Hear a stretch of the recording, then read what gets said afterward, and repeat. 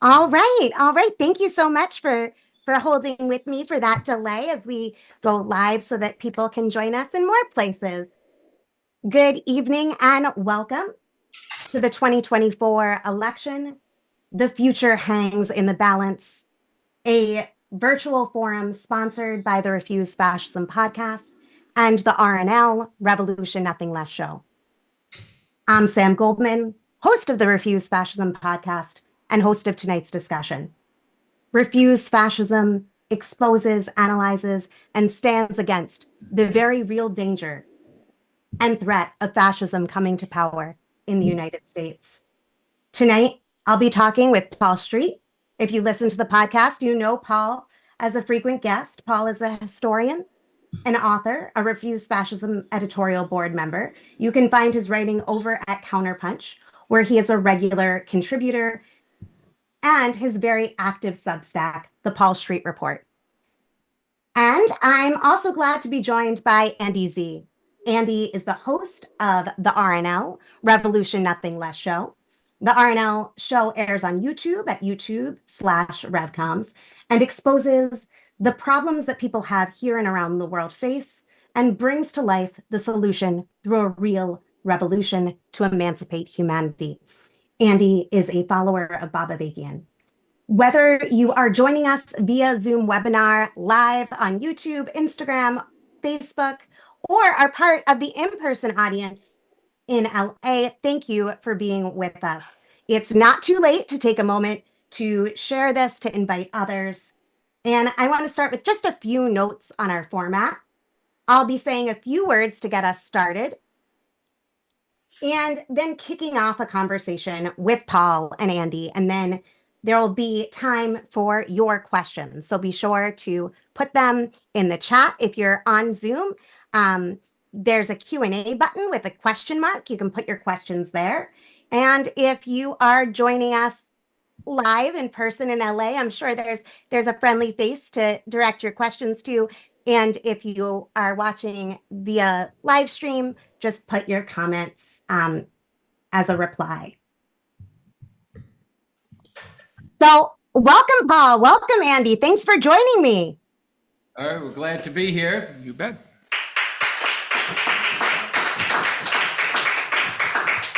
With a lively studio audience. Good, good. So let's get started. Almost 4 years ago, Trump attempted a violent coup. In their time out of the White House and not behind bars, Trump and his now much more sophisticated team are more prepared than ever to carry that coup to completion, planning a vengeful program and blatant dictatorship in which their unchallenged domination would be enforced by every means at their disposal. In 2020, Trump did not have the enthusiastic support and compliance of the entire GOP and the broader conservative movement. He did not have his thoroughly fascist majority established on the Supreme Court. He did not have effective control of any major social media platforms. He did not have his movement battle-tested and prepared for real-world violence. Now, 10 days to the election, he has all that and more. He had a pillow tycoon speaking at rallies in 2020 and 2021. Now, he is the wealthiest man on the planet, carrying out an entire parallel campaign to deliver Trump to the Oval Office. As bad as normal might be, none of this is normal. The latest New York Times poll found Harris and Trump tied 48-48. Half the country says yes to Trump's fascism. We don't know what will happen on November 5th or after, nor do we know what will happen in the next hours or days with the real potential of a World War III. But right now, in addition to the prospect of a coup attempt, there is a real shot Trump could win outright, securing the majority of the Electoral College votes.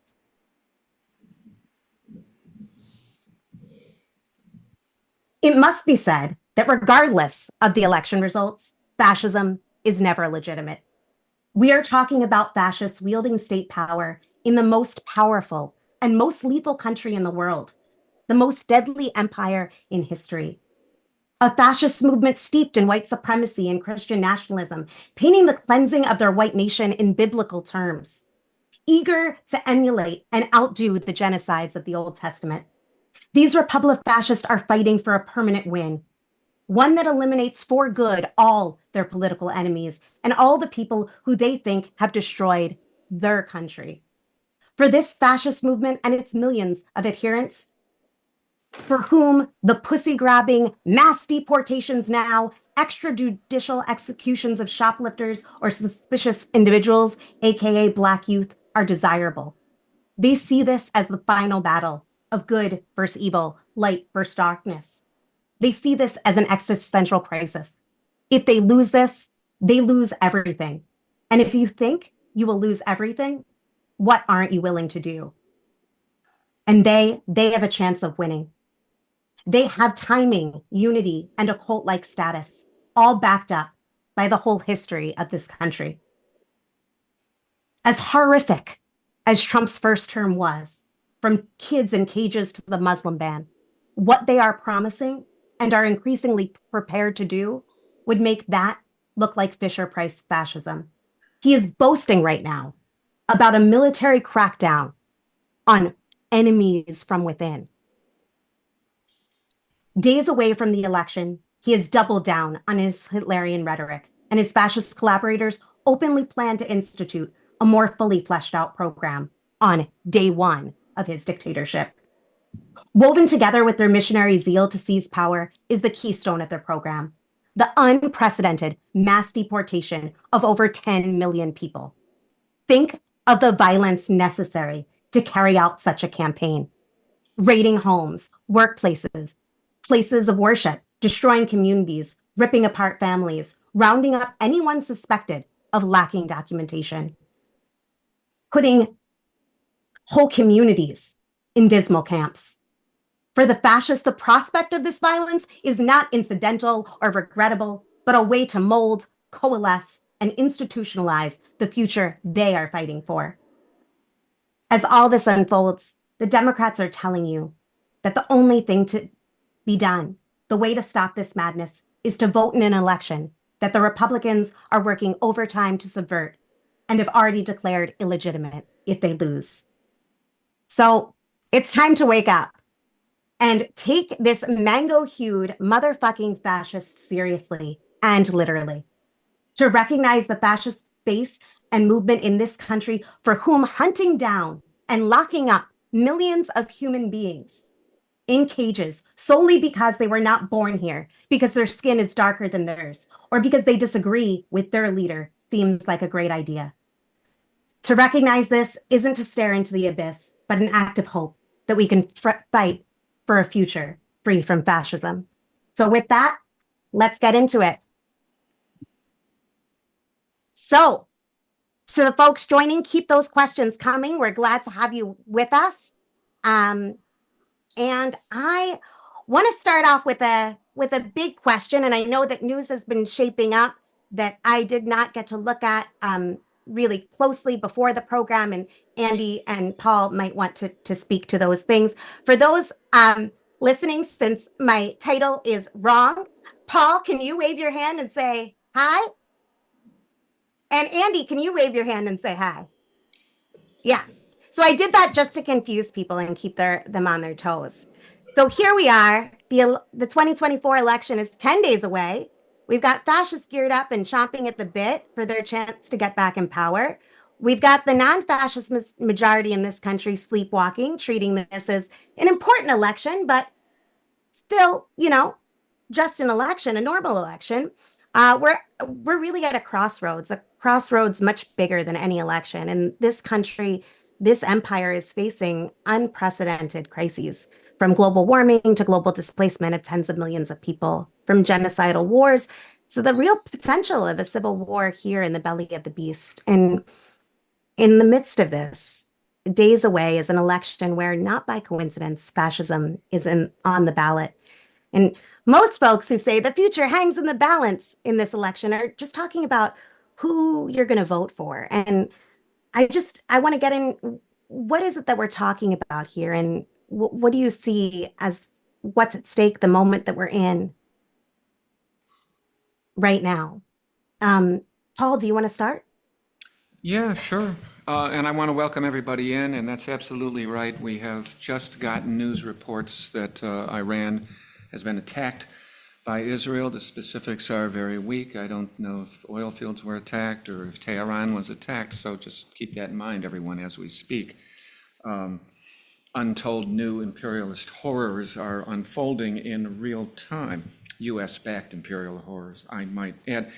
I wanted to, before I answered your question, Sam, mention something, a quote that I saw on Twitter from an activist named Hadi Nasrallah, where he wrote on X, did I say Twitter? I meant to say X.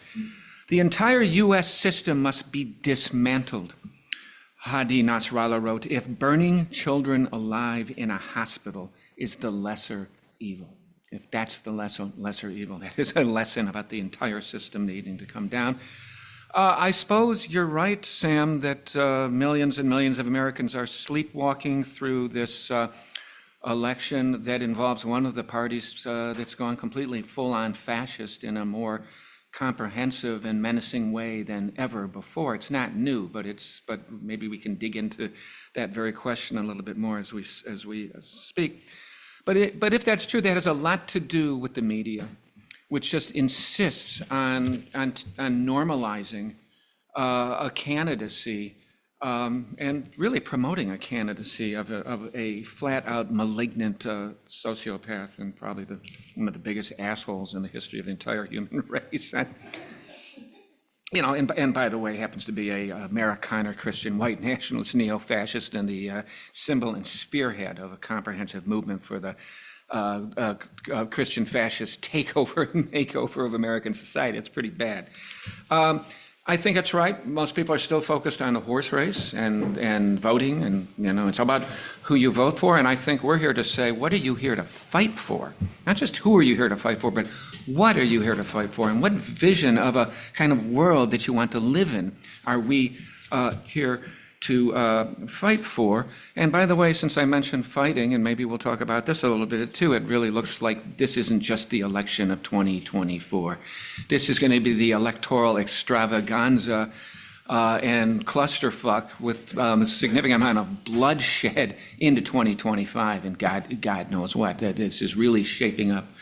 Maybe that's something we'll end up talking about with the potential for violence, for significant violence and civil conflagration. What's at stake? In my writing at Counterpunch and on Substack, I've been talking about 4 mutually reinforcing apocalyptic horsemen brought to us courtesy of capitalism, imperialism, the system. Ecocide, fossil fuel addicted, growth addicted capitalism turning the planet into what I call a greenhouse gas chamber. 1, apocalyptic horseman number 2. Don't get depressed, please. I say these things because I believe in our ability to understand truth and reality and act upon it in a liberating and revolutionary way. 2, potentially nuclear war, and God knows if we're moving closer to that right now when we find out more about what's happening in Iran.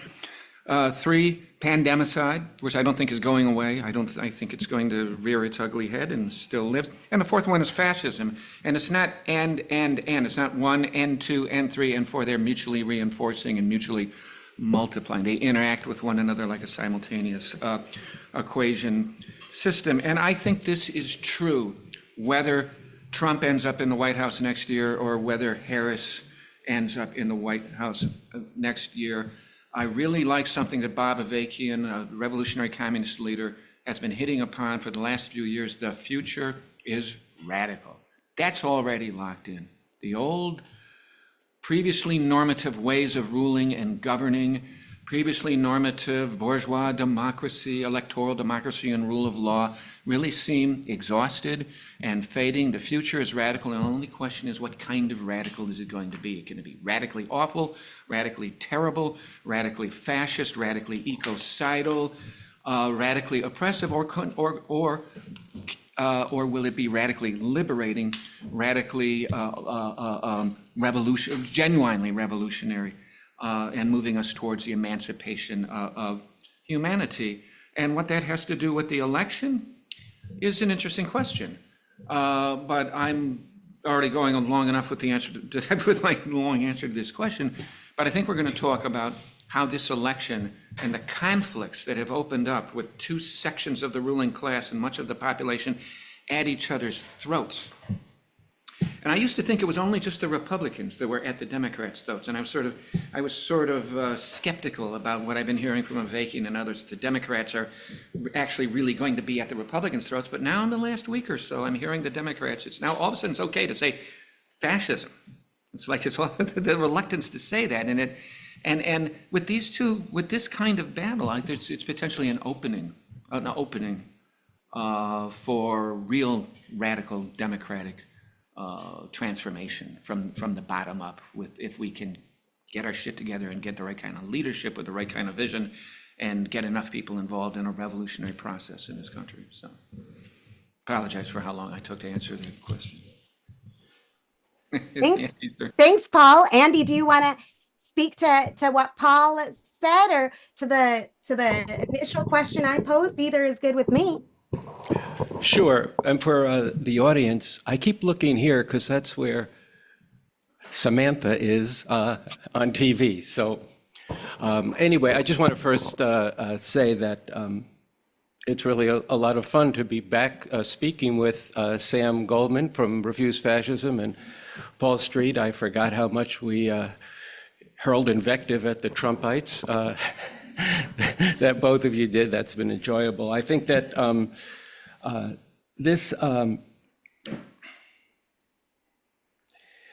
I think, you mentioned, Samantha, the stakes. And I think the stakes, Paul just alluded to it, this radical resolution one way or the other. And, I think people should be aware of, and many people listening to this have possibly read, a major work by Bob Avakian describing this period, where the title was Something Terrible or Something Truly Emancipating. And then it provided a fundamental orientation and roadmap to get to that something truly emancipating. And Paul began to get into this with his Four Horsemen. But, this is a very unique situation in history where there could be the possibility in the most powerful imperialist country in human history to actually make a revolution out of this situation. That may seem very counterintuitive to people who are new to this, because there is this horse race that Paul was describing and that Sam, you were talking about, where people are really focused within that. But look at how the events just of the last, say, 16 weeks have gone.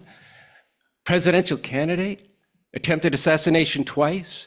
Another presidential candidate removed from the running, another one put in place. I mean, think about it. Think about what's changed. Democratic Party never wanted, you mentioned this, never wanted to mention the word fascism. Why not? Because if you talked about fascism, Bob Avakian has pointed this out, the leader who I follow and who's developed a whole new framework for the emancipation of humanity, had pointed out, well, for two reasons. One, if they started talking about fascism, people might question, how did get fascism out of this greatest of all countries' democracies? And the second reason was people might want to fight against that. And when they started to fight against that, maybe that would cause them to really get out of control and begin thinking about bigger questions, which is actually what we're here for. The RevCom Corps for the Emancipation of Humanity, many of whom are in the audience today. I want to welcome everybody who's here live, and those of you who are watching. This is a very important organization whose first task in preparing for revolution is to follow Bob Avakian and to spread what he's doing. But let's get into the topic here. Is there I think the possibility of something truly terrible is occurring to people increasingly. We saw Kamala Harris bragging about the fact that this so-called ecologically sensitive administration has drilled more oil than any other administration in history. So the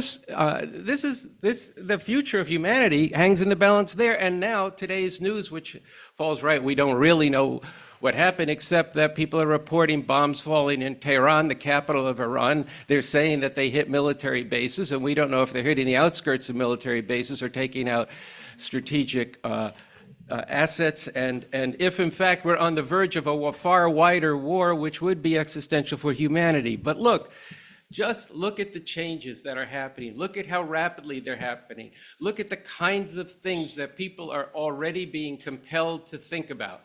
Yes, they're locked into the elections, but they're seeing the proximity of a fascist regime coming to power with all that would mean. They're seeing these things happening. They're seeing that there's the continued perpetuation of genocide that's now expanding from just Gaza to the West Bank to Lebanon.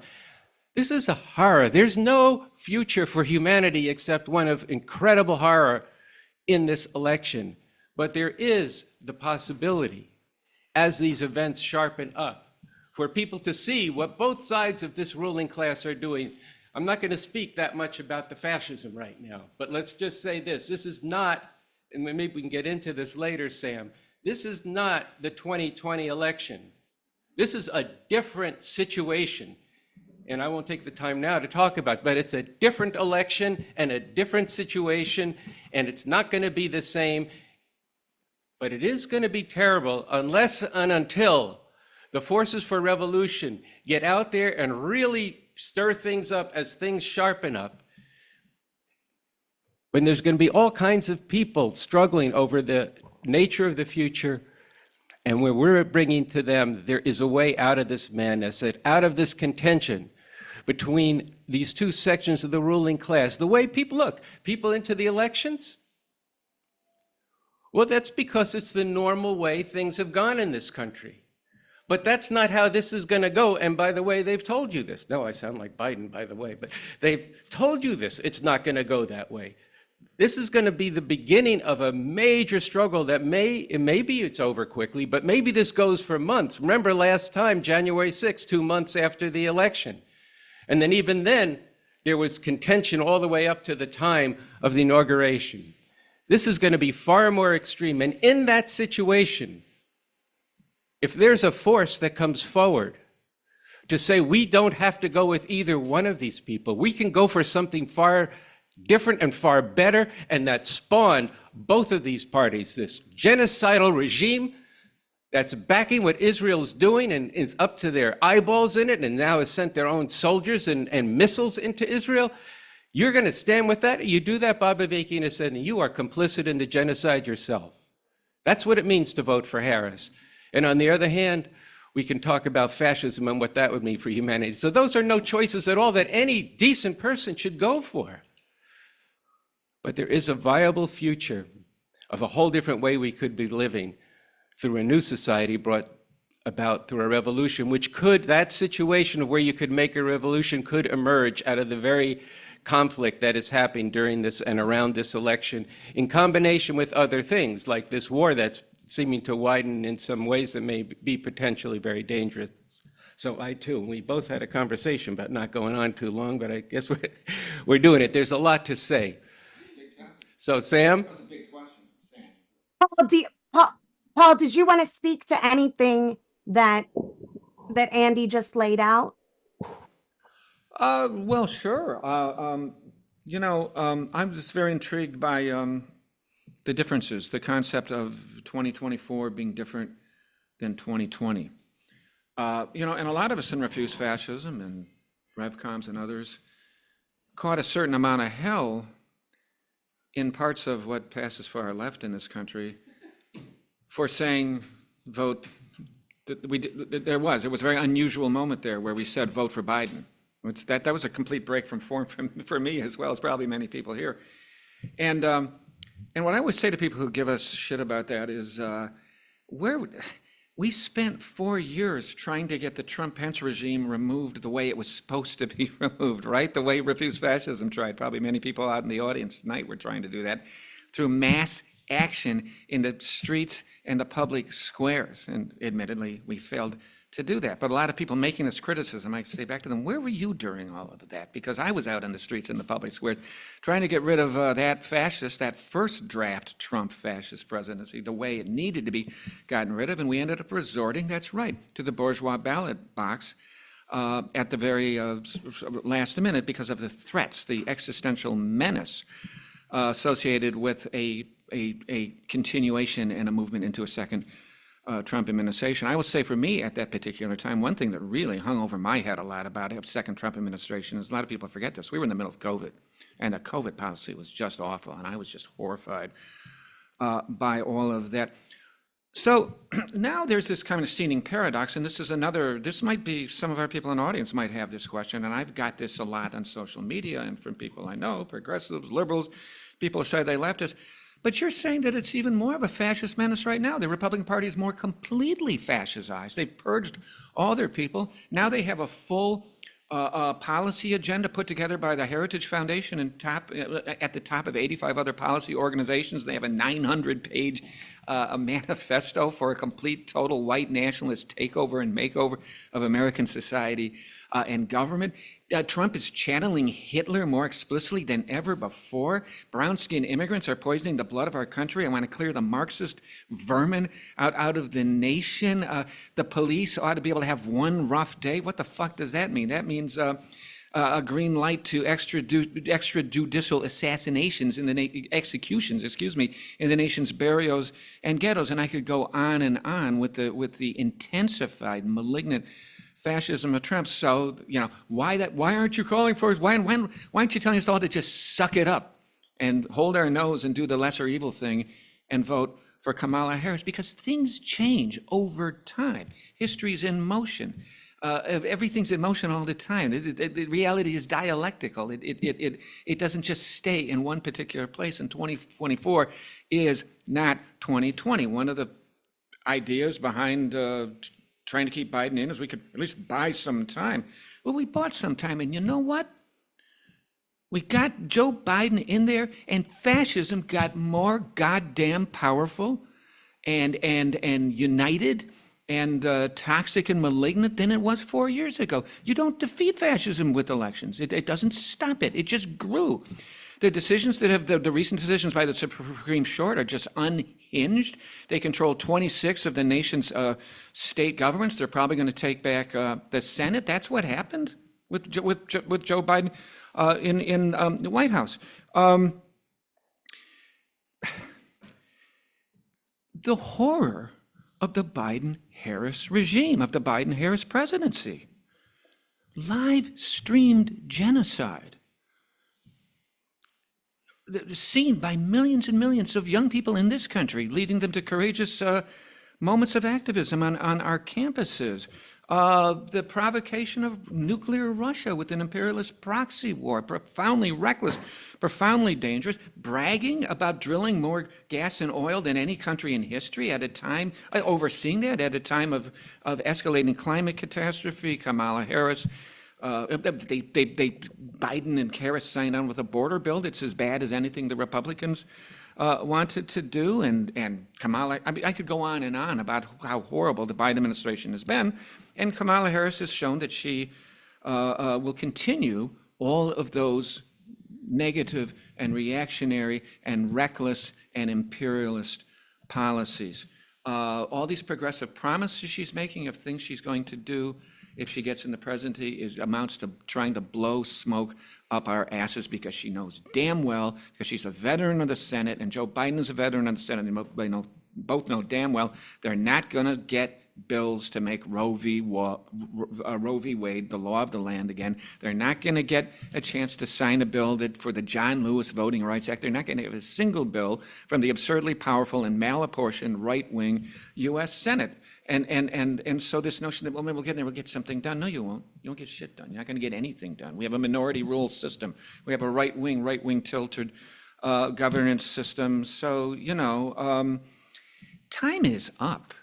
This is I guess this is getting too late to my main point. Time's up on this. We can't keep marking our moments of mass political engagement around 4-year election cycles. When's the next one? 2028, 2032, 2036? Are you kidding me? What the fuck are you talking about here? Mother Nature isn't waiting for us to pull our heads out of the ass of the every 4 years election cycle. She's moving fast right now. So yeah, buy time. Guess what? Time's up. What do you think about that, Andy? I actually want to jump in, Andy. I think we got to make good on it. What, Sam, you were speaking? Go ahead. Yeah, I mean, I wanted to jump in just to say one thing briefly. We're also not, anyone who's saying we may lose this one and we'll try again in 2028 from the Democrats, those who are influenced by the Democrats, I should say, are not grasping the gravity of what we face. If the fascists are able to seize power, they're not going anywhere. We're not talking about a normal election, and we're also not talking about politics as has been done in this country before.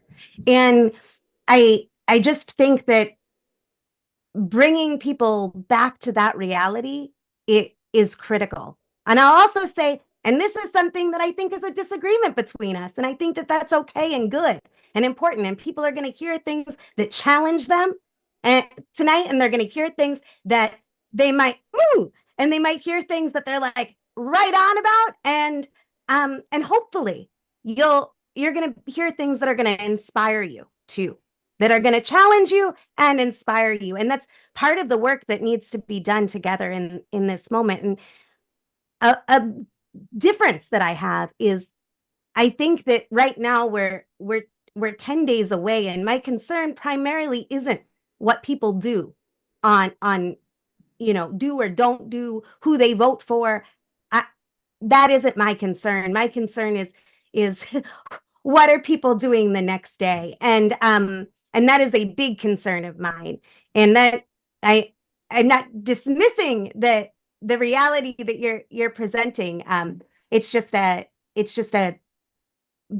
burning question on my mind, So, but Andy, you wanted to add something to what Paul said? Yeah, well, you just said a lot too. Look, I think Paul brought out very sharply, trenchantly, what this fascism would mean, in the fact that that the fascists are prepared this time, which they weren't in the last time. They've learned the ropes. Not only is there that Project 25, there are actually other groups that are making up the lists of who's going to replace whom.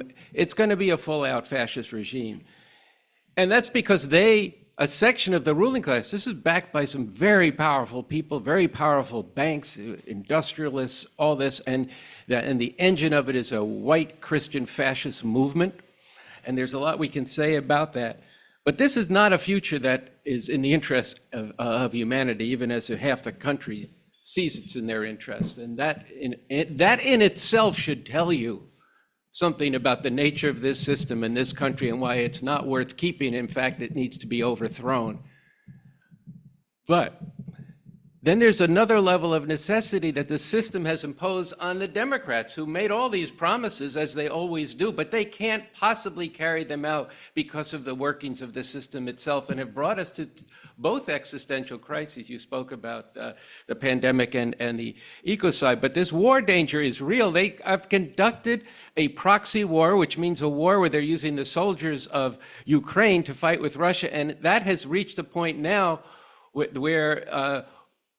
there's a stalemate, and where that goes, I don't know, but it's going to intersect with what's happening in the Mideast, where some of the same imperial powers are lining up and squaring off against each other, and that has the potential to spill completely out of control. On every single question that the people cared about and thought that they would get something done when they elected Biden, the Democrats could not do it because the system itself won't allow them to do it. The necessity on the border that they have faced, What are they going to do with this massive influx of immigrants from the very crisis they've created in countries throughout the world? The environment, we just mentioned that. The wars, we just mentioned that. The very fact that their whole economy gets out of kilter all the time. And I want to re-emphasize this point that, you know, I'm just going to say this personally. This situation in Gaza, this is a little bit of a detour, but it's very personal, actually, you know, because it's had to do with my upbringing, and my family was very pro-Israel, and I wasn't, and it became a real dividing line, and couldn't have dinner together, actually, for a while in the 1967 war. But it just, time after time in this war, this genocide, this absolute slaughter, it just comes in, it hits you right here. And in particular, I'm thinking of just this last week, and the report that we put on the RNL Revolution Nothing Less show about the evidence from doctors, the testimony from doctors that babies are being shot in the head, followed up by these young people who tried to become journalists when the journalists were being killed. And they were getting wounded. And they were in a hospital. And then Israel deliberately targeted that hospital and burned them alive. There's no way you can say never again as a justification for this state. And to vote for Kamala Harris is to vote for that. So if there was no other reason to not support this, that's reason enough.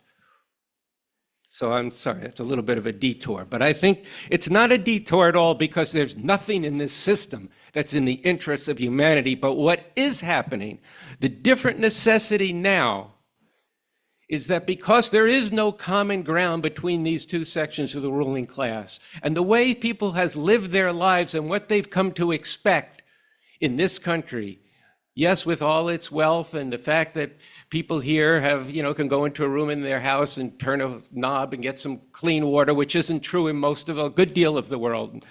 Maybe in most of the world it is, but in a good deal of the world it's not. People have been, you know, inured against all the horrors of the world. But this horror is now in your face. And the existential questions for humanity are in your face. But the fact that this election will not be like anything normal. You know, Sam, you said you want to know what people are going to do the day after. Well, what people do the day after is going to depend a lot on what people do right after this broadcast. Whether or not people are listening to and tuning in to the social media of Bob Avakian, where they're learning about what's behind all this, what the potential is for a revolutionary movement, how in fact we can go at this and change things. And as the world gets more and more tumultuous in this situation, the question is will there be a force out there that's following this leadership that not only is telling you there's a chance for revolution, having mapped out a strategy for that revolution, but it's also telling you that we don't have to live this way. There's a whole other way we could be living. There's a constitution for a new socialist republic. And if we are going out there and fighting against, on one hand, these fascists, look, I'm going on a little bit, I know, but if Kamala Harris is elected, these fascists aren't going to accept that. Every bourgeois publication is saying that. That's not a very contested idea. They're going to come out and fight that. Will there be a force that's fighting them, not to back Kamala, but for a whole different world? That could start changing people's minds, and changing people's minds very rapidly. Because even to fight for her is going to require some sacrifice in that situation. And let alone if Trump wins and people are horrified by that and take to the streets or want to take to the streets, if there's a force that's saying, no, we can't allow, as Paul has said and written about, there's no legitimate way to bring fascism in. Fascism itself is illegitimate. Can people in that situation be one to fight these fascists, not to restore what has caused this genocide, what is causing this ecocide, as you put it, but fight for a whole different world? That's a different ballgame. And when you have society being torn apart at the top, then that gives an opening for people to burst through.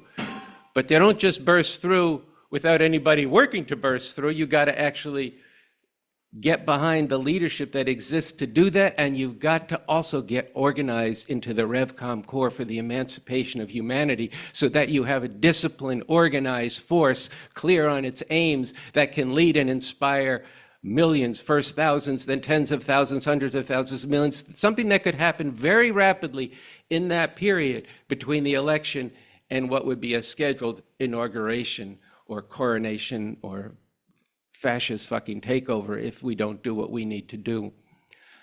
So I know that's some of how I see, speaking to what you ask, Sam. And you know, I was a little bit of a digression there on but it's not really a digression to talk about Gaza. It's where I want to take the conversation, is a little bit deeper, bringing in Paul's perspective too, as to the question that's on so many minds that we've gotten in is, what the fuck are we going to do? Right. And you laid out, Andy, and Paul, in your writing, you have as well, some of the potential scenarios that we face in just days now that most people are, let's face it, not thinking about, and not wanting to confront. And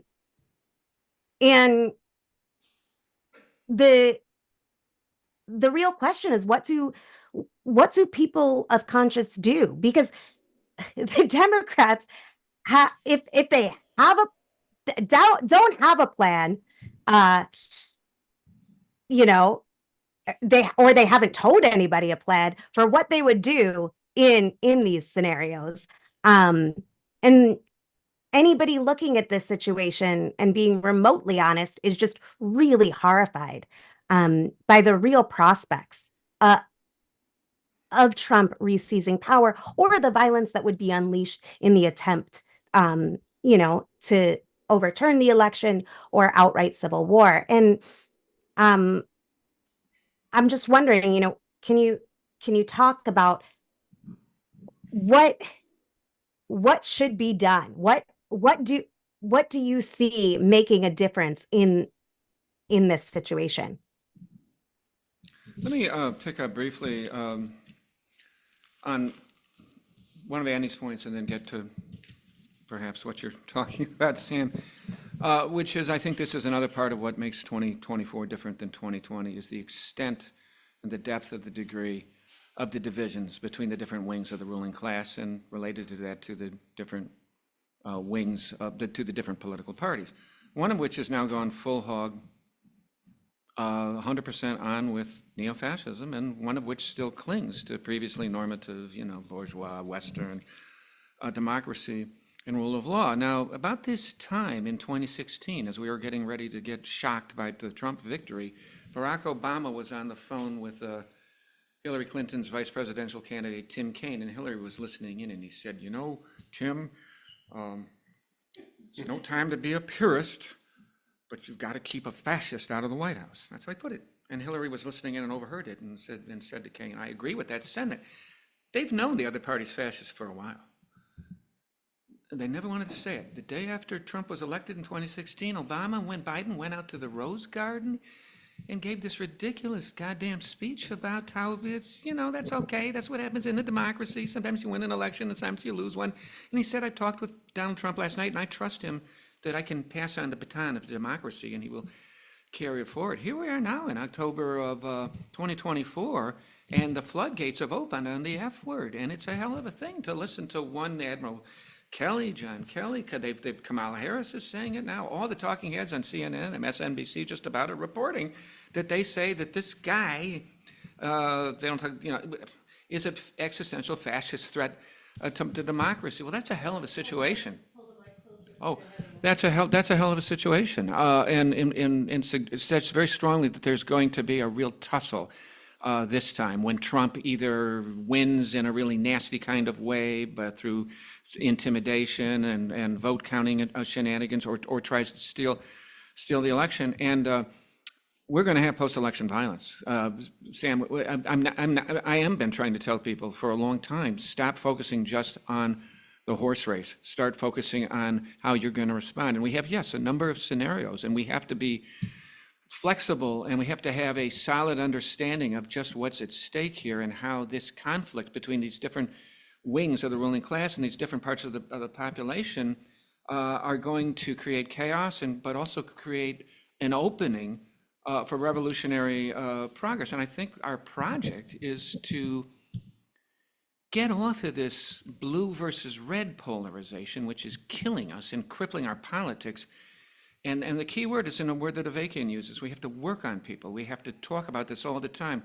Get past this fucking red v blue stuff and start understanding the real polarization that we need. We need to repolarize this country. We need to talk to everybody we know about the need to repolarize this country. Stop calling red America, stop calling fascist America red, okay? Try brown as in the color of Hitler's brown shirts, okay?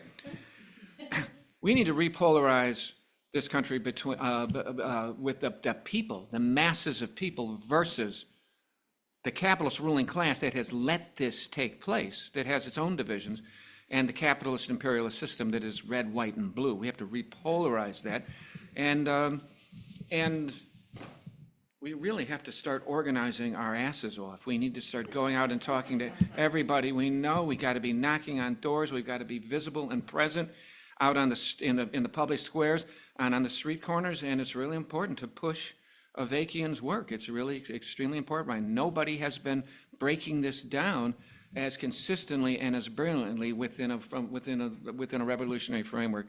No one's been doing a better job on this. No leader has been really. A lot of this is predicted. A lot of this is what Avakian is saying where we were headed, and it's happening now. So that's part of it. Well, I do think that's actually very key right now. I really agree with people. We got to get out. We got to be out all the time. And I say we, that includes the RevCom Corps for the Emancipation as a foundation. But we have to be struggling very hard with a lot of people to get out. And you don't know everything about this. You may have your questions. Is this really happening? Yes, it's really happening, okay? And you can learn about that, but you've got to get out and wake people up and bring to them what the actual reality is and being prepared in people to act in the right way. But, here, we've talked about this a couple times already today. If you just think about what does it mean that the former chairman of the Joint Chiefs of Staff of the most powerful army in the world has said that the candidate for president, the former president who could be the next president, is a fascist. Kind of a big deal. And his former chief of staff, Trump's former chief of staff, who's also a general, General Kelly. And I'm not a fan of either man, just by the way. These are war criminals, and we can, if we had the time, we could go into the Iraq War, and they're really horrific resumes. But the fact that they are coming out and calling this regime fascist, this is a breaking of the norm of the decorum between two sections of the ruling class who agree to disagree and have an election in order to rope the people into accepting the system that they live under. This is breaking apart right in front of your faces. They're breaking And the military's decorum of talking about yes, politics. and I want to see, but let's start thinking about this. Trump will not accept anything other than being in power and being dictator for more than one day. That's just a ruse. But what are they going to do? Who has Biden and who's still president, just by the way, it's kind of hard to find him, but he is still president, and Kamala Harris, what are they going to do? They still command the armed forces in this situation. But there's National Guards in places like Texas and different states that I don't want to get too involved in speculation, but there's likely to be very sharp conflicts and maybe even armed conflicts and maybe even conflicts between sections of the police forces, military forces. What difference would it make if there was a force that was saying, we have no future in this? And we have a document from the Revcoms called Building Up the Basis to Go for the Whole Thing with a Real Chance to Win, Strategic Orientation and Practical Approach. In this, one of the points, that's not the first thing we're going to be doing, but in this situation where you have so many people in this military who come from the most oppressed strata, who are going to be called upon potentially to fire on and to corral people who are just like them, from poor backgrounds, from deprived backgrounds, from racial minorities, national minorities. There's a potential in that to begin to split things apart in the favor of the revolution. You know, that's not the immediate task in front of us, but there is a strategy for that in this pamphlet, in this strategy. And in fact, in this pamphlet, it says that at such a time when things really are joined like that, they'd be offered amnesty to come over to our side. People have no imagination of a situation that's radically different than what you've been accustomed to, and that hasn't happened, as Bob Avakian has said now, for years since the Civil War. That's a very shocking thing. It was very shocking in 1860 when suddenly states along the Mason-Dixon line, the line that divided the slave states from the North, towns were split apart, families were split apart.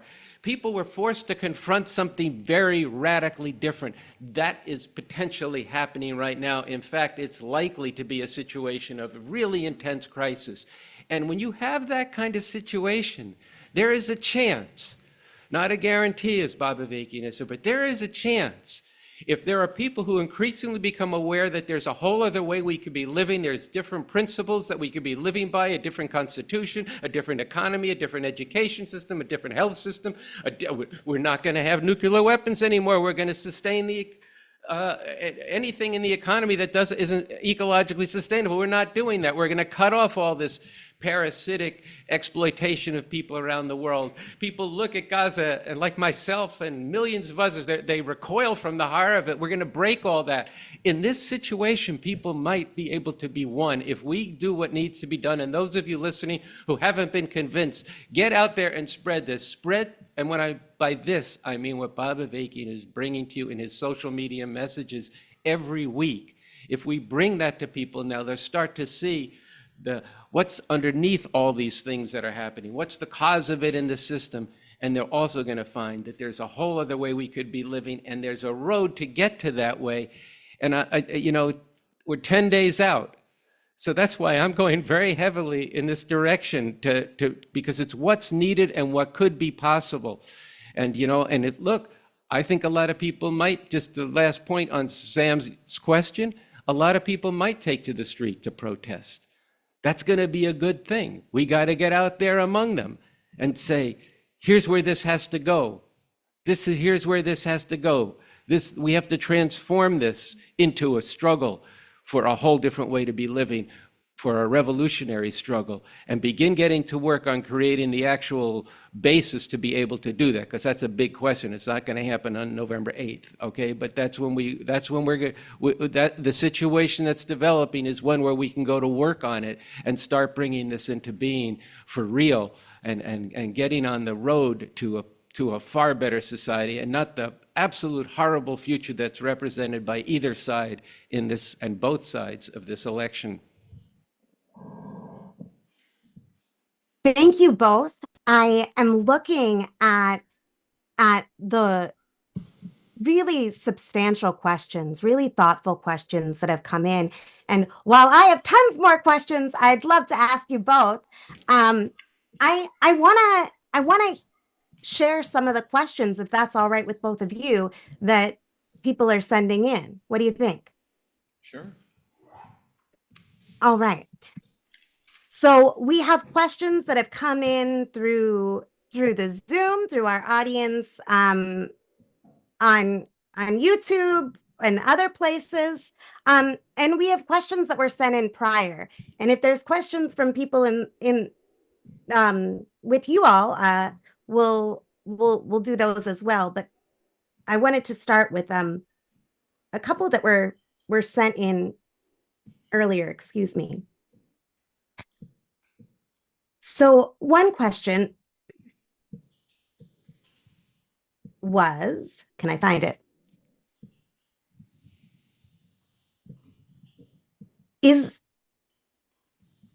I'd like to hear Andy and Paul address the possibility, likelihood of Israel attacking Iran before the elections and the de facto direct involvement of the US by dint of the fact the missile system with accompanying US personnel that Biden has now sent Israel.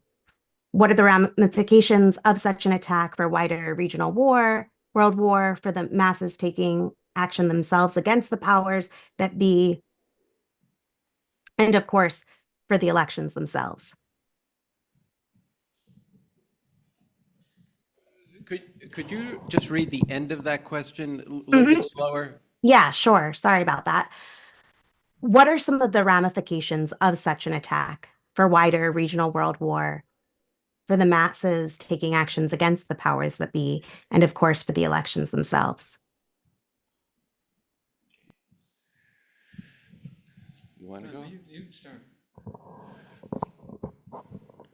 Well, I get out my crystal ball, but there are some things we can predict here, or we can identify. I think a way to look at this is we can identify the stakes of this for the different forces involved.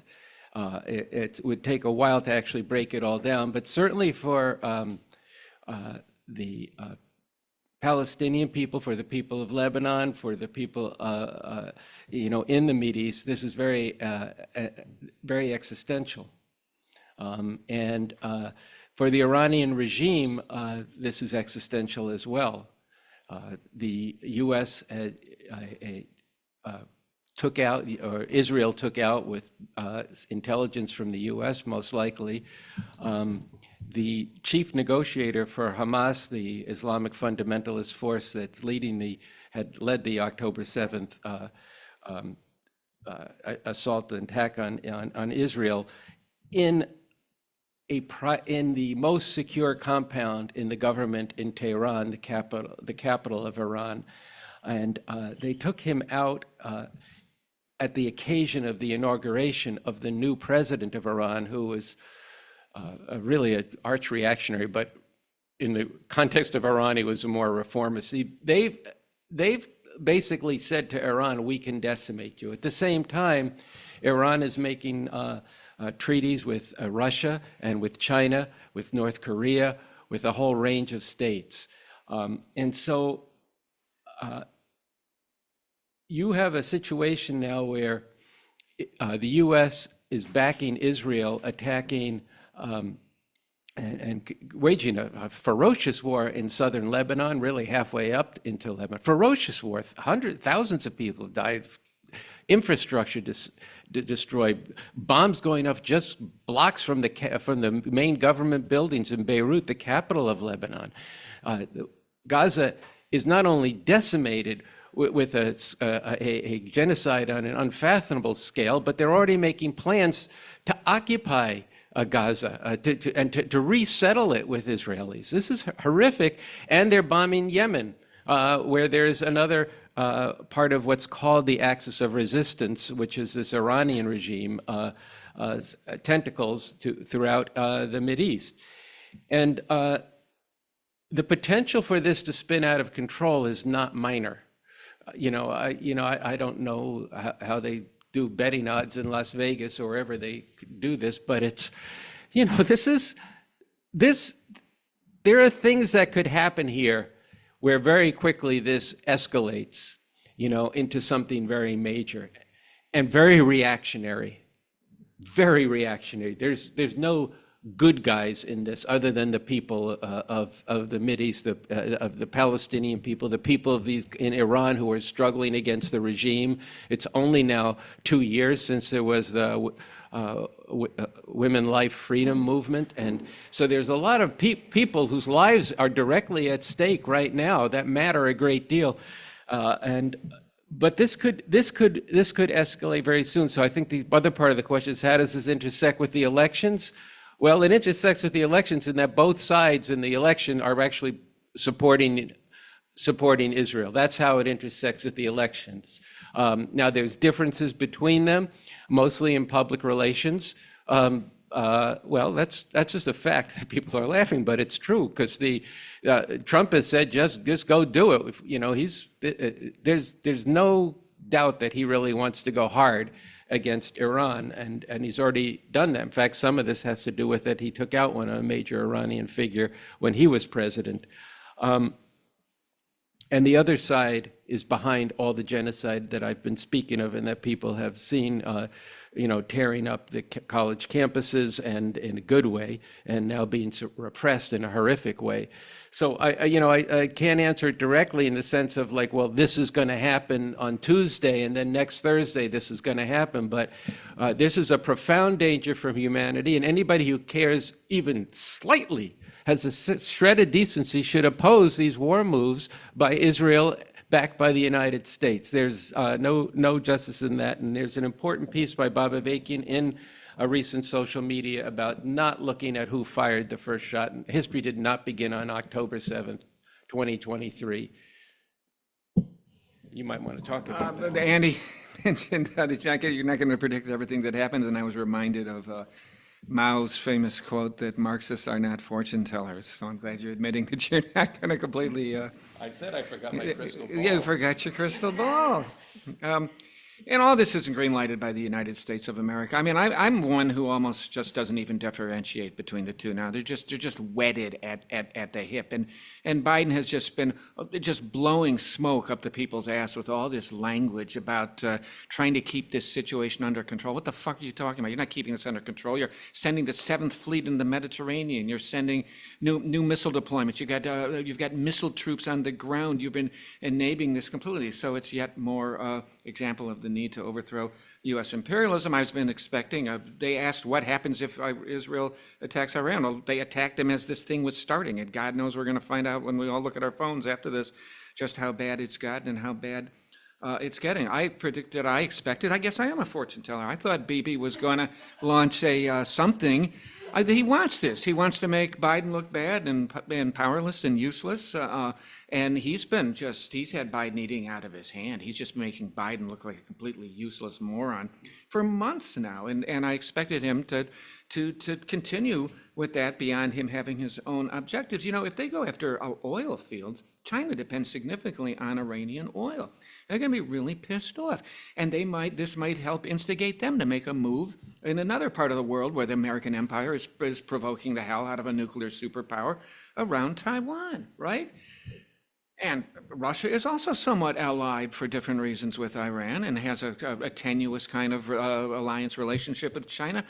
You know, they could pop off a tactical nuke in Ukraine. We could be heading towards World War III. These things can happen incredibly fast. We have 3 trigger zones. We have the Middle East, we have Ukraine, and we have Taiwan, and they're all interrelated with one another. We could conceivably end up in a situation where we're at the risk of a nuclear exchange or a Cuban Missile Crisis moment or beyond, and Biden ends up trying to cancel the 2024 presidential election with Milley and Kelly and others whispering in his ear about we can't have Putin's puppet dismantling NATO. We can't let Trump in there. So it's got all kinds of implications. On top of which the existential dangers all this kind of shit poses for humanity. I mean, I just don't think that the proper and best solution to the problem of cooking the planet is nuclear winter.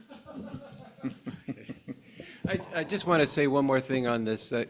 Paul and I were talking, I think last night, and about some of the methodology and a key part of the new communism developed by Bob Avakian about always making an analysis of necessity and freedom.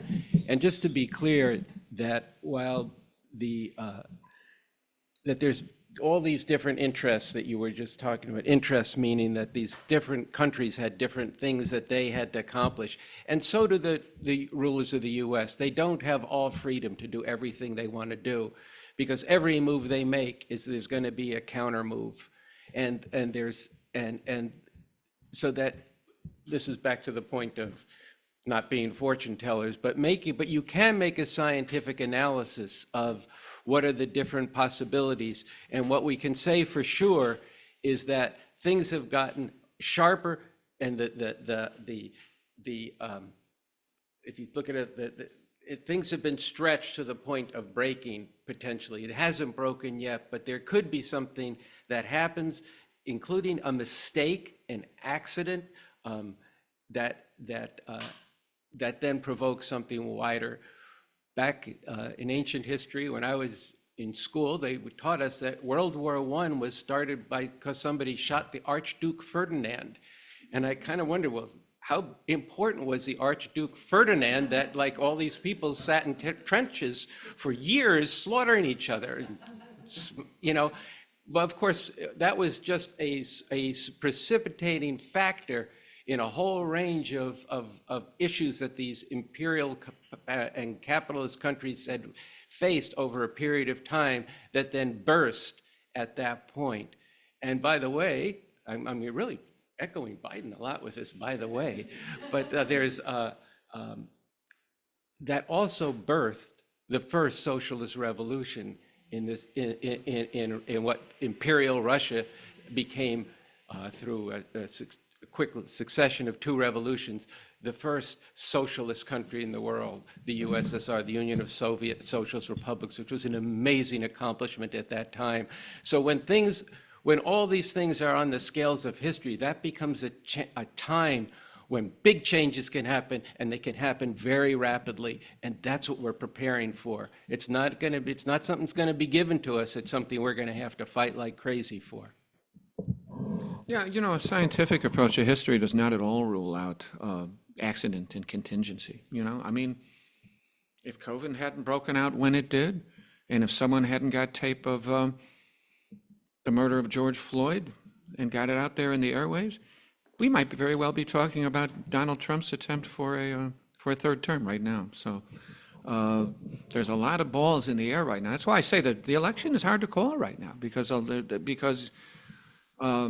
not only is it razor close, and not only do we have the preposterous electoral college, which distorts everything, but the shit is moving really fast, and this is an example right now, what's going on. Thanks for that. I'm looking and I'm like, oh, there's another great question, another great question. So keep sending them in. And I'm gonna share these questions with others on the podcast and with the RNL show, and those that we don't get to tonight still matter. It matters that we're thinking deeply about these questions, and that we're wrangling with each other. And so if we don't answer them tonight, it doesn't mean that we won't answer them. And even asking them matters. So I'm gonna share two questions at the same time. They're from two different people, but they go together. So I'm gonna share them together. One person posed, I don't disagree with most of what you're saying, but what are you proposing right now? If you think it will be easier for us to make progress under a fascist Trump regime than under a neoliberal Harris presidency, take a look at Chile, El Salvador, Nazi Germany. What are you proposing as an alternative? And another individual sent this. If Trump wins, he said in his rallies he will come from Marxists. How does that register with you all?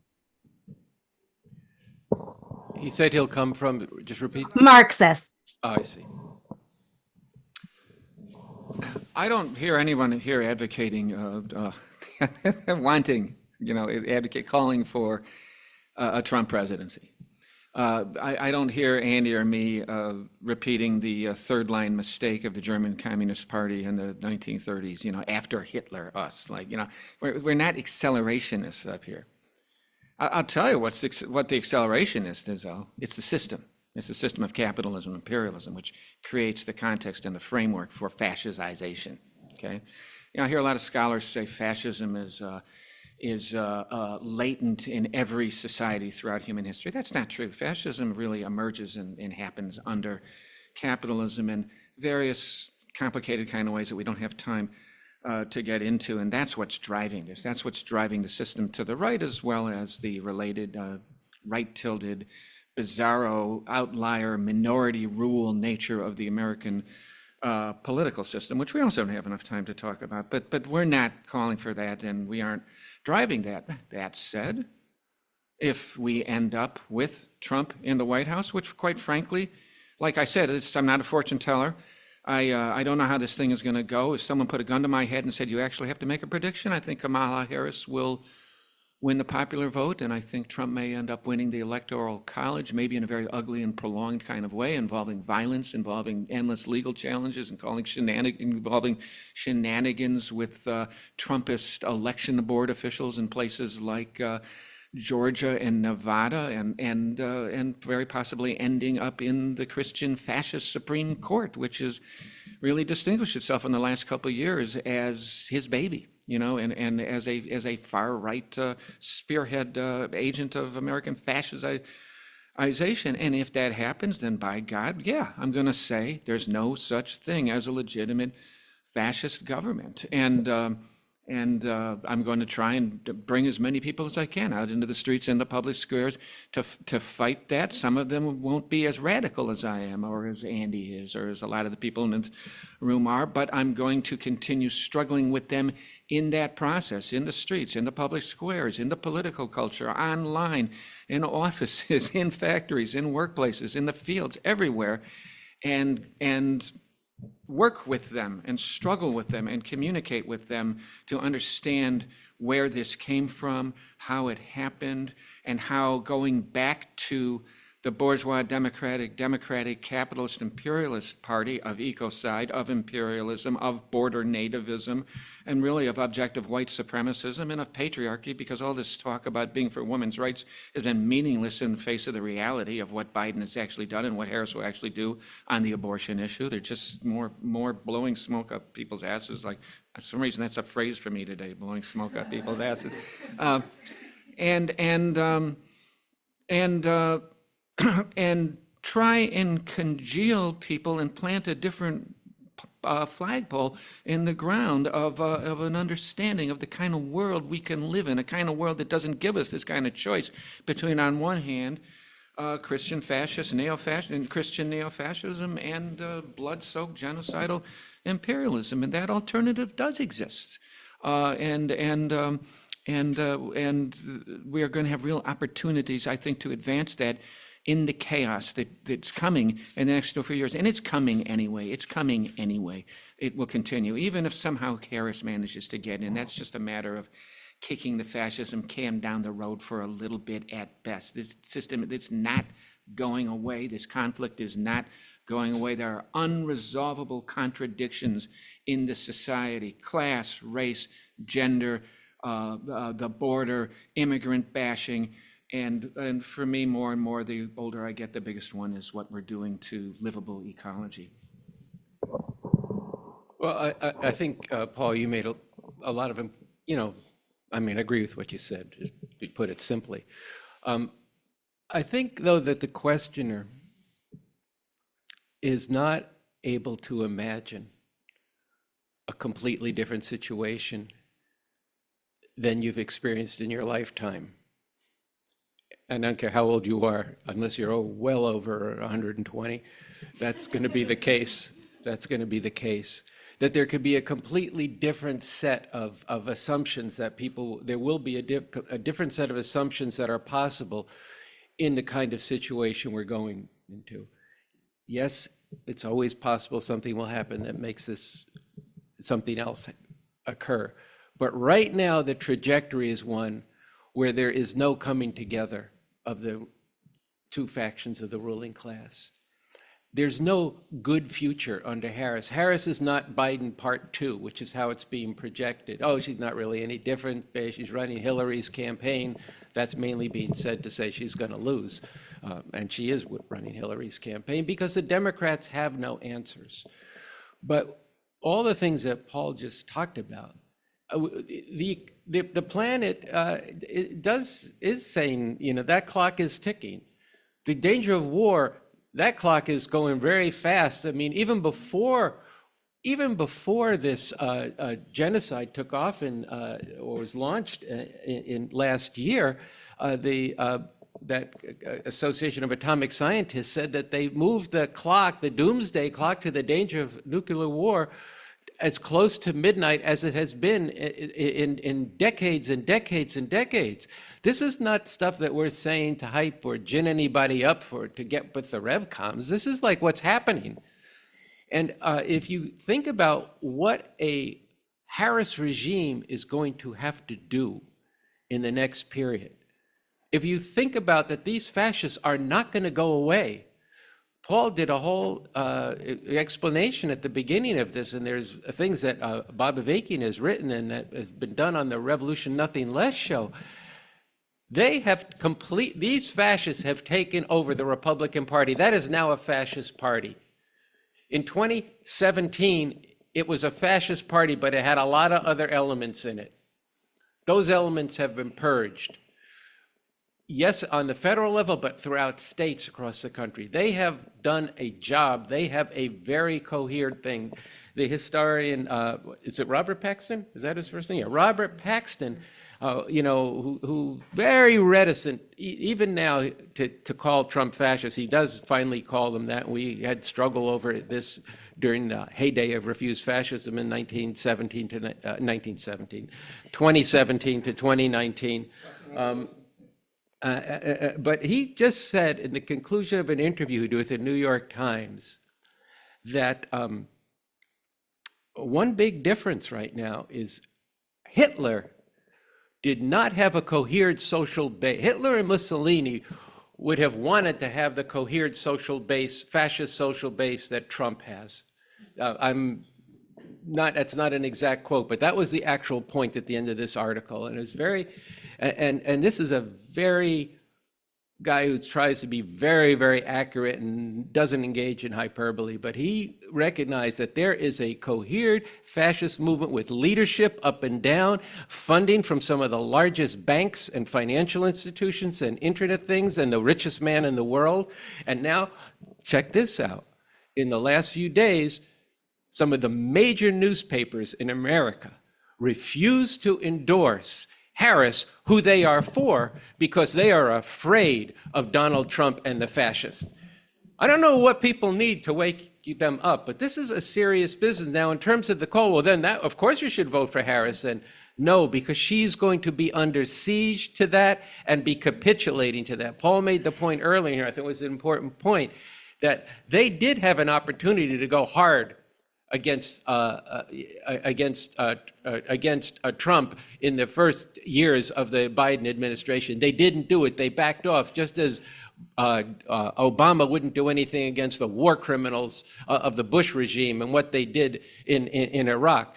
The Democrats will not fight the way you want them to fight because they are representatives of this system and they carry out the imperatives, which means the needs of this system. That's what they are.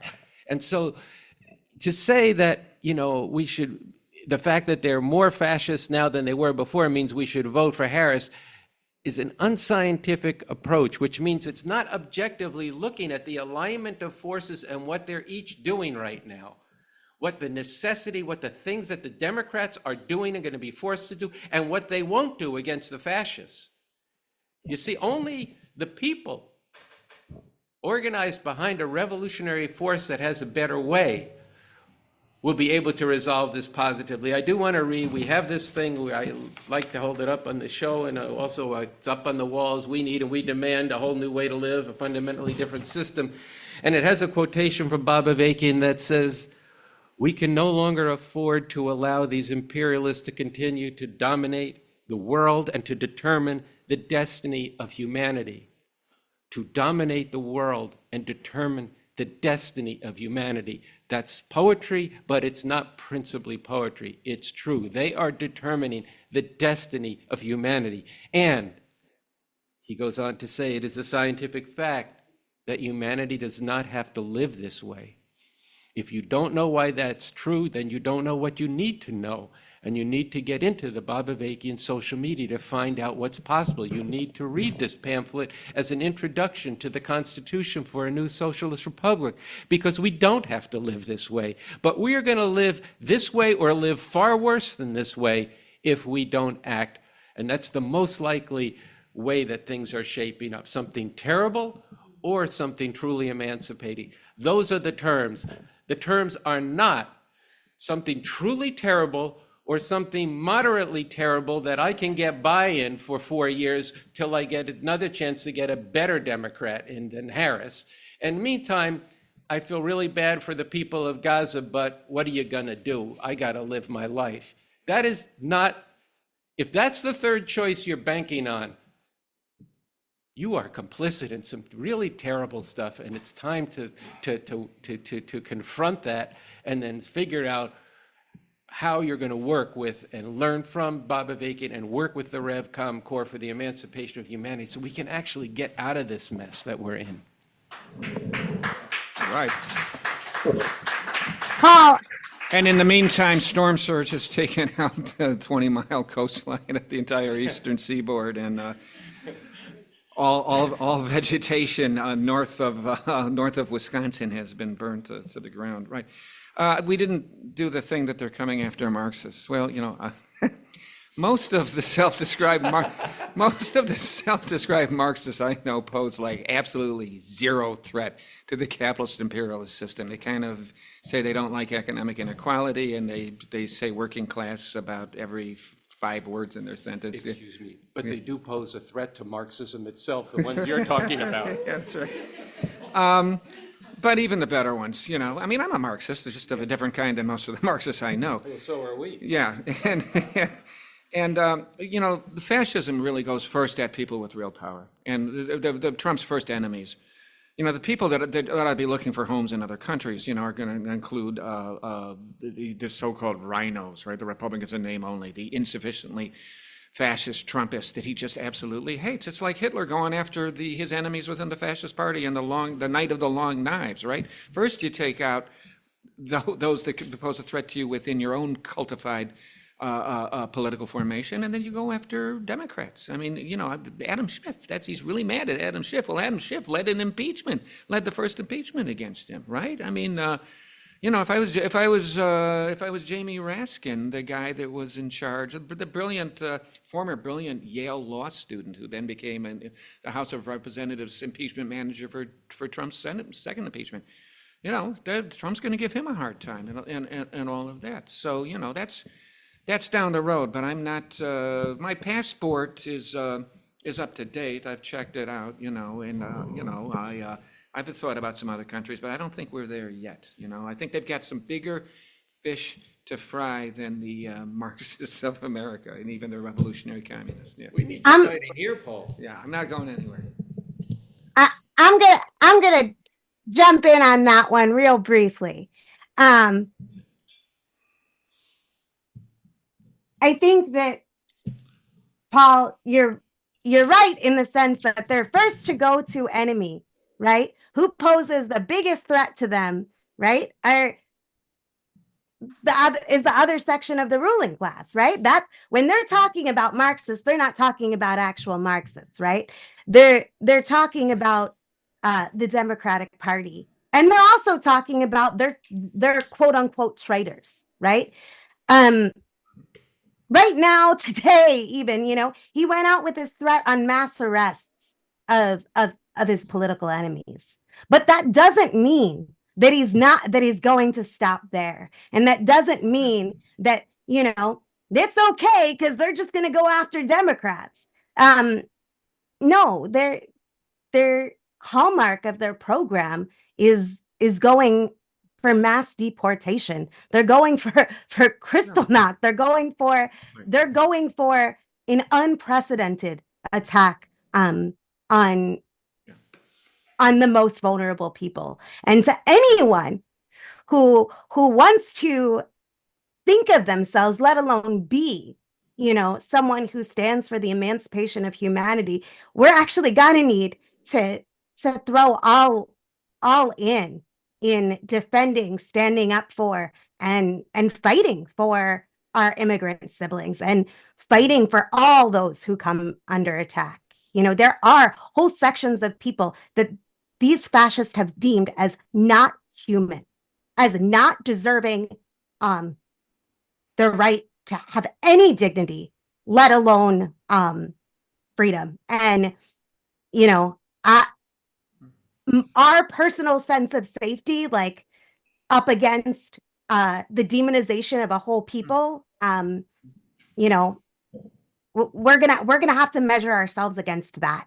Um, Right so on. Good point. that's just a sorry for rambling. I know that we had talked about ending, guys, but there's some really great questions still coming in, and I was wondering whether you felt up to answering a couple more, 2 or 3 more. Would that be okay with you? Yeah, I think we can. Bring them on.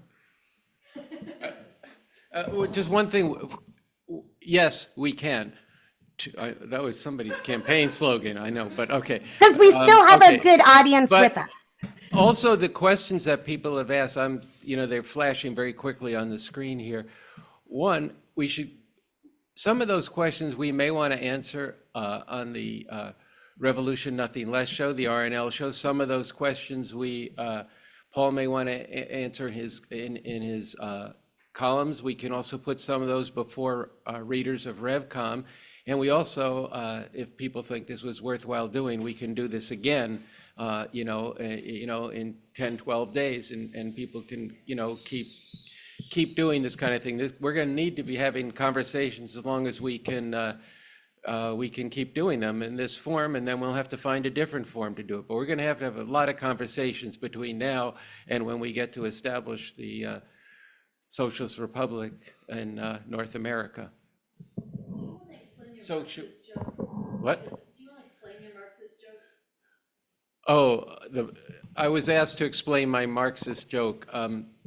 Well, I think Paul kind of did. The fact is, some of the Marxists he was talking about, there are internet and other Marxists in this country who really don't have a shred of revolution in them and miss the whole essence of Marx. We don't have time to go into it. Maybe sometime you can come on the show, where you were just speaking down in San Diego with Marxists who seem to forget that Marx said, even on the question of the working class, our slogan is not a fair day's wage for a fair day's work, but abolition of the wages system. So that was referring to that, because we'd had a bunch of conversations about how anti-revolution these people were and how shocked they were that, and wanted to have a private conversation with you about setting you straight. But also Marx is the foundation of the new communist. The things that he discovered was the scientific approach to society, and Bob Avakian has gone much more deeply into and excavated the revolutionary kernel of Marx and his colleague and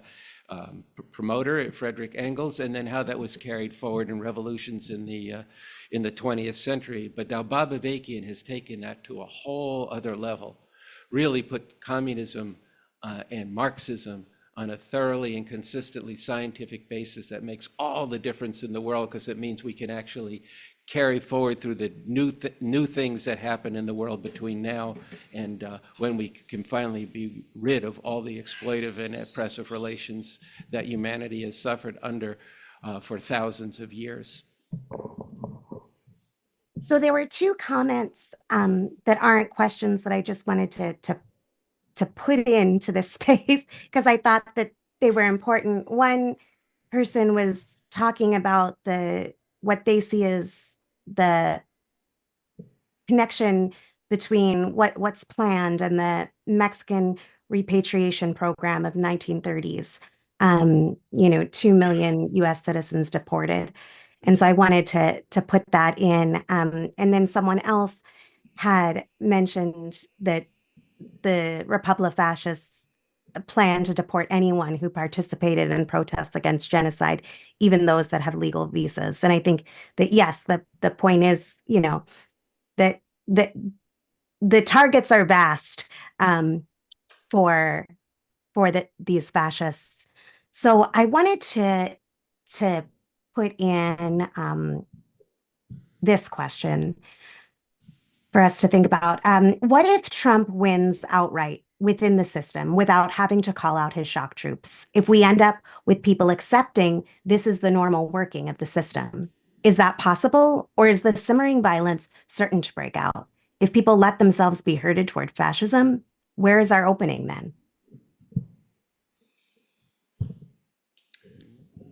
What if Trump wins flat out? I don't even know that he can. There's so much monkey business already in place with messing around with election boards. There was just a thing in the New York Times today about four contested states now have local election boards that are headed by neo-Nazis, in essence, who are not going to accept an outcome that doesn't go their way. And there's all kinds of intimidation. We already have poll intimidation because we have early voting in another way. We're already having fascists showing up and intimidating people. So I don't know that any kind of real clean victory is even possible. And even if it is, it'll be through a completely unjust and illegitimate 18th century slave owner system called the Electoral College, which actually most Americans, when you really discuss it with them, they hate. You know what's really kind of amusing? Try to talk to someone from another country and explain the Electoral College to them, and why we have an election in like just 6 or 7 states, and why it would be irrelevant for Kamala Harris to win California by 5 million votes instead of 5,000 votes, right? And and why most of the country doesn't even have a presidential election, and then try and explain to them the Senate apportionment regime. That's a lot of fun too, and lifetime appointed Supreme Court justice and all that kind of nonsense. It's all legit. It's illegitimate. And this isn't even about Marxism. There's a good liberal scholarship on these institutions, these minority rule institutions that tilt this country far to the right of the populace. They go back to slavery, every single one of them. States' rights, the Second Amendment, and all the guns are out there. The Senate apportionment regime and the Electoral College, they all go back to slavery. They're illegitimate. And I would never forget I confused these two guys. Adolf Hitler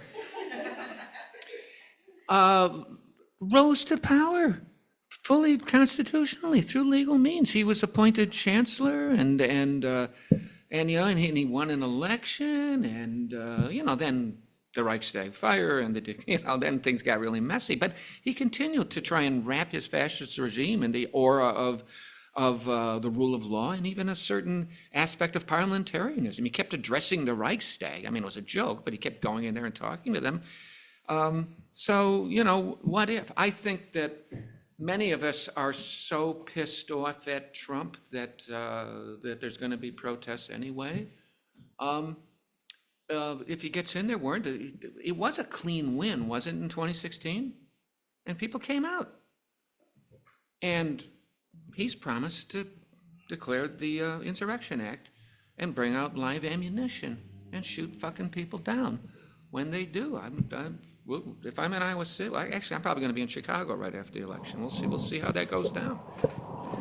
Well, I think that last point is, first off, we can't say a number of things. One thing we can say, if he wins outright, a plurality, of the popular vote and the Electoral College, and it seems to be cut and dried from the norms of this system that you well described, and in fact that it's been even further tilted by the changes they've made in these election boards. But I think it's quite likely that there will be people who want to protest. That's one thing. Maybe not right away, but people will be in shock, but maybe they will. Second, I don't know what the Democrats are going to do, actually. I mean, one would think that they will probably capitulate. That would be given history and what they try to uphold the norms. But on the other hand, Mark Milley said he's had to put bulletproof windows and curtains on his house. The Speaker of the House, who was actually the most Nancy Pelosi, probably the Democrat with the most strategic thinking and the strongest will of any of them, just happened not to be home, and her husband was bashed over the head with a hammer, still to bad effect. Adam Schiff has been threatened.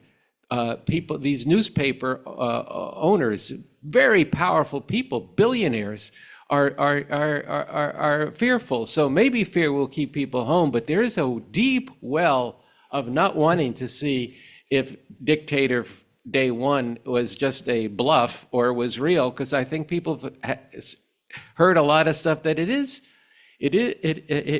for real. And the fact that the necessity has now made them say what they didn't want to say, which is that this is a fascist regime, tells you that they're going to have to get out of their comfort zone or they feel a compulsion to get out of their comfort zone to actually deal with what is they see as an existential threat to America being number one through maintaining the bourgeois democratic form. They do see that as existential, just as the fascists see transforming that as existential. So I don't know what they're going to do in the face of people protesting. And I think that, if nobody calls a protest, I think somebody might. And we'll have to see who does that and how they do that. And we have some experience. We could probably contribute to that. And then we'll see how that protest can be transformed into something more fundamental, something that gets at the more fundamental roots of this system. We don't have a crystal ball, but I think it's completely counter to any objective assessment of how things are arrayed right now to think that if Trump wins, then everything collapses. And I'll tell you one thing, it's not going to be back to normal. And even if for some reason things were relatively peaceful for a while, these people are going to run wild, his social base. And he's preparing to do some really horrific things. I think he is going to round people up, okay? And you don't think that's going to have repercussions throughout society among immigrant communities who are a majority in many cities, including the one where we're speaking from? This is going to be a tumultuous time. Whether it happens on November 8th or somewhat later, I don't know. But it's on us too to wake people up to what's actually going on and what the actual stakes are. But I think there's some and I'm not casting an insult to anybody, but in the actual meaning of the word, some perverse thinking that things are there's some pathway to this can just go to some form of normalcy. I don't think it's normal, okay? I don't think it's going to be the same world.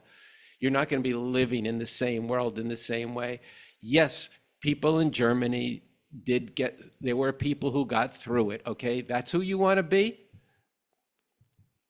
And that stain is on you forever, and anybody you ever influenced. And the stain is still on society today. It still tears at the hearts of anybody who reads the history or sees a movie of Anne Frank or anything else. So I think we just have to not be so complacent about that. And I will say the Democrats, they claim to have a bevy of lawyers, which is how they like to fight things. They have a bevy of lawyers who are prepared to file suits on all kinds of irregularities that have already happened. And as Bob Bavikian has pointed out, ultimately that will go to the Supreme Court and will find in the interests of Trump. But imagine that process going on and the opportunity that would present to actually unleash all kinds of mass struggle, because we're not going to rely on courts that actually are going to get decided by a fascist Supreme Court. I don't know what this is going to be, and either do the people who say if he just wins outright, it's going to be all, just like not so good, but we'll get through it. They're not looking at the reality, at least, the way it seems to be shaping up, and all the indications are. So I wanted to, say that's just not the right understanding of what's actually at stake. I really appreciate that, Andy. Just one thing to that. The really key point that Andy just brought up, which is that just because Trump gets in and perhaps wins legally, these right-wing paramilitaries out there and fascists out there are not going to go, oh, okay, we want it clean, so now we really believe in bourgeois democracy. Their bloodlust needs to be slaked, and they're gonna come out in retribution. Police are gonna take it as a real green light that they can shoot folks down like they've never shot folks down before, and they're gonna go ape shit. They're gonna see this they're gonna see a Trump victory as a red flag in front of a bull, and they're gonna come running after us. And Trump has promised, remember, any protest, he wants to declare the Insurrection Act. He says he wants to deploy the military to round up 11, 12 so-called illegals. He's also said he wants to enlist the military to go in the inner city and end crime in one day. And people are not going to put up with that shit. I know a lot of people are not going to put up with that stuff. And I know people in a certain red state in this country who talk about wanting, it's not me, but wanting to defend immigrants against the coming deportation campaigns. There's going to be a lot of sentiment against that. So I don't think it all goes away. I don't think it all just, I think you can count on them doing things that are going to stir people up and bring reactions and counter reactions. Violence seems indicated very strongly after the election, regardless of its immediate outcome. One more question, or we want to call it? Oh, well, I don't know if we want to ask people here if they have a question, but unless you have a real winner there that that you feel has to. Let's see, is anybody here itching to ask a question? Or maybe not itching, just have a question? I haven't seen any scratching. Yeah, okay. All right, we got no takers here, so if you have an important question, then we can aim for some concision without a Great. promise. Great. As you know, well, as Andy and Paul know, this is way, way past my bedtime. You know that shit is serious when Sam is up at 11:15, Yeah, we can. I have to say Oh. that was a good deal of the preparation we did for this this conference is keeping you up late and what it would take. But you're doing great. And you look great. Thanks. I'm pushing through.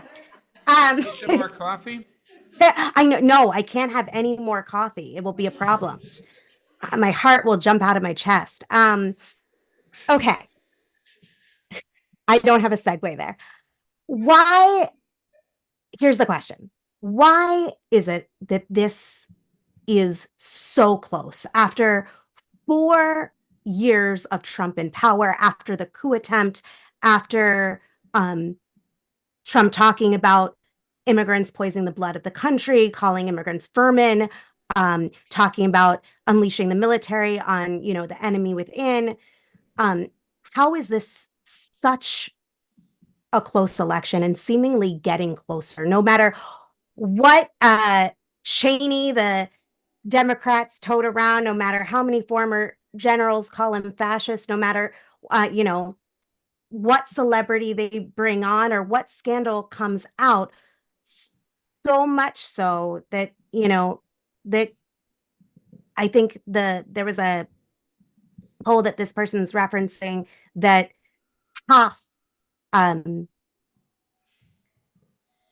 about half of those who will vote responded that that they view mass deportation favorably. So it's so close that Trump may not even need to steal it, though he is clearly ready to. How have we gotten to this situation? You want me to? I do, yeah. All right. Well, look. Let me just say a couple things. Because this country was founded on slavery and as exploitation built, that's its foundation. There's millions of people who like this stuff that he says. That's on that side, and I would recommend to people. The most current posting of Bob Avakian's social media, number 98, where he says, about the people who support Trump. He says they're not being supported just because they're having a hard time economically.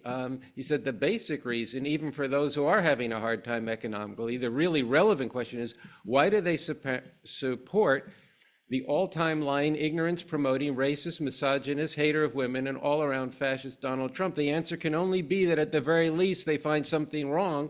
They find nothing wrong with racism and misogyny, which makes them misogynists and racist. What a terrible irony for those black people and other people of color who support Trump. Just like those who supported Hitler and the Nazis in Germany, they support a fascist because of fascism appeals to them. And on the other hand, the Democrats,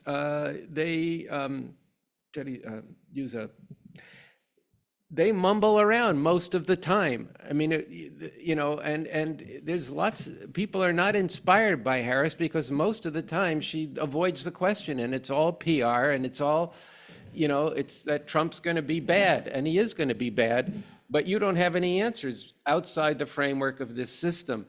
And so, that's why it's close. And then, was reading something, or reminded of something recently. I see if I could just find it quickly.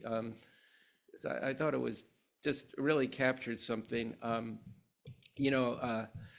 Years ago, and actually 3.5 decades ago, I think, Bob Avakian spoke about the danger of the developing white Christian fascism in this country, and he quoted a very famous author who said that when fascism comes to America, it's going to come wrapped in the flag and with a Bible in the hand. And of course, Trump is actually obliged and does this picture every time he shows up at CPAC, where he hugs the flag and then goes and sells a Bible that has the Constitution in it. But I did notice also that, let me see if I can just find this one thing. Anyway, let me just say there is a correspondent in the 30s. Her name was Dorothy Thompson, I believe. She's a very famous columnist at that time, and she was expelled from Germany. And a lot of famous stories about it. But she did say this. She says she was then gone on a campaign to say that fascism could come here. And she said, when our dictator turns up, you can depend on it that he will be one of the boys, and he will stand for everything traditionally American. I just want to emphasize this one of the boys, because one of the things that's been happening, and what Trump has been doing, and so, well, why is he talking about Arnold Palmer's, the golfer's penis? What does this have to do with anything? And why is he going on all of these these bro podcasts? You see, this is the opposite side, but the same misogyny that has him say you can grab women by the pussy when you're powerful. This is the same. It's part of that, which is also the same underlying ideology as overturning Roe versus Wade and turning women into a traditional role in society. And this is another reason why it's so close, because this current, and along with the white supremacy, is very deep in America. It's very, very deep. That there's all this stuff on trad wives on the one hand, and this bro culture on the other, and they like what he says. That's one thing these columnists can't get. They actually like it. This resonates with them. And that's another reason why we need a revolution that's not just going to be so that people get 3 squares a day and able to, well, I guess it's an old saying, but just have a decent economic life. But we're talking about a totally different social relations between people of different nationalities, between people of different genders, between people who've had their experience of working with their minds and those who've been locked out of it. We're talking about overcoming all of those relations and all the ideas that correspond to it. And Trump gets down in the gutter with all the ideas that perpetrate this system and perpetuate this system. And that's part of why it's close. And all Harris was offering for a while is joy. Well, I don't know how much joy there is in this kind of society. Everything I've been reading is that there's all kinds of people on pills and depressed and anguished, and kids are going into school killing each other. I remember going under the desk with the danger of a nuclear war, but now people are going to drill so that their classmates don't fucking kill them. This is a sick society. And the Democrats offer no answer to that. They've had plenty of opportunities to do this. And they can't do it because it's intrinsic in the economic system, the political system, and the culture of this country. I think it's as close as it is because a lot of what Andy's just said, and then Trump is playing into shit that really exists. He's playing into a real white counter-reaction against black civil rights gains and the declining white percentage of the population and the perception of immigrant influx and also white and male counter-reaction against women's victories and against feminism and against changes that are taking place in the job market. So there's a real mass base for what Trump's behind. It's not just completely made up. I think also the media, despite these recent, this last week or so of saying fascism a little bit, the media has just, by and large, has been normalizing the Trump phenomenon, treating this as a normal election. Steve Kornacki, let's go up on the, let's go on the big board, right? Dorky Steve and all his brilliant pushing of different buttons. And this is like the election of 2008, and this is like 2004, and this county went this way, and that precinct went that way. And you're sitting there and you're thinking, but did you know this motherfucker that you're talking about here is an eliminationist, genocidal, ecocidal, sociopathic, malignant fascist? And then yeah, right, and for years I've been tracking this. They've been referring to Trump as a quote unquote populist. He's kind of inclined towards populism, and they talk about him like they talk about the Republican Party like it's a working class party, which is just idiotic. So they're just kind of like the other, but they've kind of switched teams. The Democrats used to be the working class party, and now the Republicans. It's just ridiculous. So there's this big smokescreen that they do about it. I think also it's as close as it is because we have a intensely polarized and segmented mainstream media environment and social media environment where just about nothing can move a whole lot of people. There's just no level of horror anymore on the right that can move millions and millions of people off of Trump. And now even if you could damn near put up a video of Trump and Vance sitting down with a human child and chopping them up and eating them, and it just wouldn't matter. There's just he meant it when he said, I could go out and shoot someone on Fifth Avenue, and it'd all be called fake news. There's been one of the key aspects of the fascist project, past and present, is to literally destroy the very concept of objective truth and to lie constantly about everything. So he just gets deflected on anything. And then there's an exhaustion about it too. I can't myself. I've been, it's insane. It'll drive you crazy trying to keep up with the insanity of Trump in his party. But I think also really a key part of it, why it's so close, is the Democrats suck. What do I call them in my writing? The dismal, dollar-drenched, demobilizing, depressing, inauthentic opposition Weimar Democrats, and they seem to care more about killing people in other countries than they do about providing storm assistance or child tax credits. Biden actually oversaw after COVID one of the biggest rollbacks of social welfare in American history. They've repealed a lot of the decent things that were done under COVID, and they fight these goddamn fucking wars that cost tens and hundreds and millions of dollars that contribute to inflation. The Ukrainian war has been very inflationary, and a lot of people, some of these nuts and bolts concerns that Fox News tries to talk about all the time really do exist for people in their material lives, and that's what they think about, and all of that. So it's unfortunately very close, and it shouldn't be, but it is. That's why. I could have a whole conversation with you, Paul, about the last part of your remarks, but I'm looking at the time and I know I don't have that in me. So we should pin that and we should schedule another time to talk about that. And I'm gonna leave that there for now.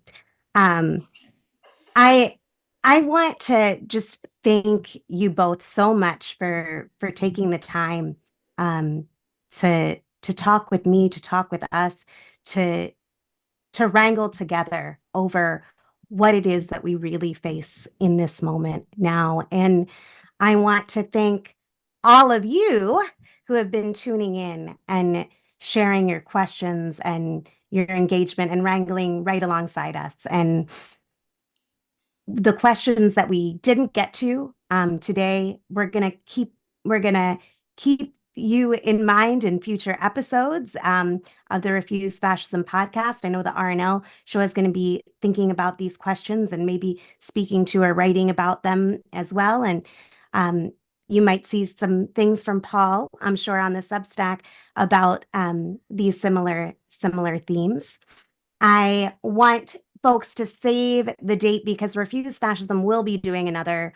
I don't know if it's going to be live. I don't know if it's going to be a webinar. So stay tuned.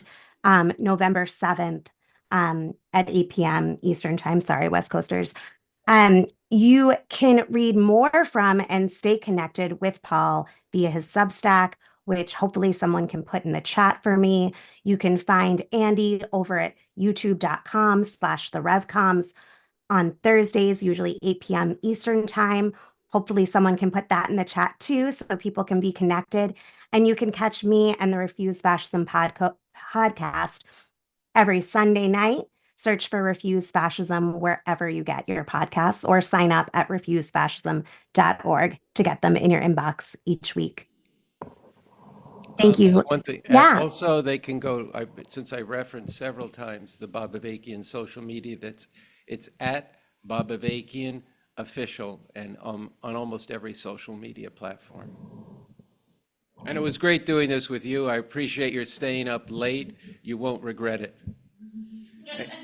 And tomorrow's Saturday. You can sleep late. No promises on the won't regret it.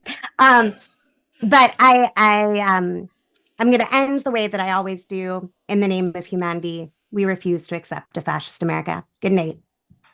Good night.